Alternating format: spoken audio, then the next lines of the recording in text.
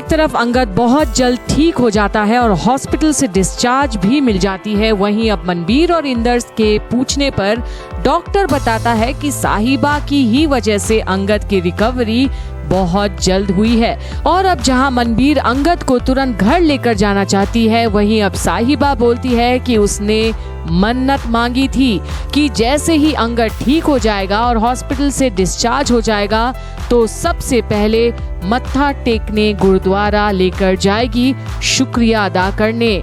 और तब अंगद भी साहिबा का पक्ष रखता है और फाइनली मनबीर, इंदर, साहिबा और अंगद सभी जाते हैं गुरुद्वारा। पर वहां इंदर अंदर जाने से मना कर देता है और तब साहिबा को पता चलता है कि इंदर सालों से गुरुद्वारा के अंदर नहीं जाता है। और अब वो इंदर के पास जाती है और कहती है कि उसे ये नहीं पता कि इंदर और बाबा जी के बीच क्या हुआ है, पर अपने बेटे के ठीक होने पर तो वो अंदर जा सकते हैं ना बाबा जी को शुक्रिया कहने, क्योंकि अंगद की जान बचाई है उन्होंने।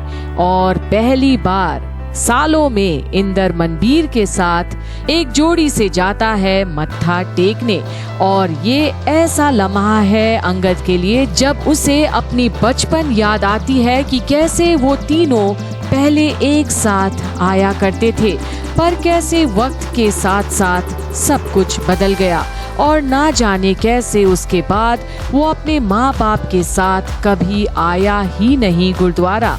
और ये बात सुनकर साहिबा भी हैरान रह जाती है कि कैसे अंगद की बचपन की यादें में इतना दुख भरा है।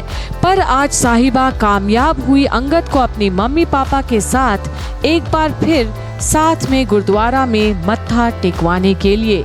और अब अंगद भी अपने आप से एक वादा करता है कि वो भी जो दुख पहुंचाया है साहिबा को, उसकी दुकान उजाड़कर अब वो साहिबा का हर पल साथ देगा और उसे वापस अपने सपने जीने का हक देगा। क्योंकि अब तो वहाँ के ग्रंथी साहिबा को मिट्टी देते हैं और बोलते हैं कि वो मिट्टी को अपने दुकान पर रखे, क्योंकि उसे साहिबा को बरकत होगी। पर साहिबा कुछ बोलती ही नहीं किसी से भी कि उसकी तो दुकान ही नहीं रही और मिट्टी अपने हाथ में ले लेती है चुपचाप। पर अंगद अब सब देखता भी है और समझता भी है कि साहिबा में कितनी शालीनता और ठहराव भी है।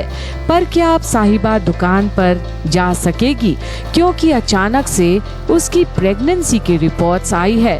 और क्या अब सबको विश्वास होगा कि ये आने वाला बच्चा साहिबा और अंगद का ही है, क्योंकि प्रेम तो दोनों के बीच में कभी था ही नहीं और किसी ने देखा ही नहीं। या फिर ये भी कोई गलत रिपोर्ट बनाई गई है साहिबा को घर पर रखने के लिए। तो देखते रहिए आगे आखिर क्या होता है और अब अंगद कैसे निभाता है साहिबा का साथ।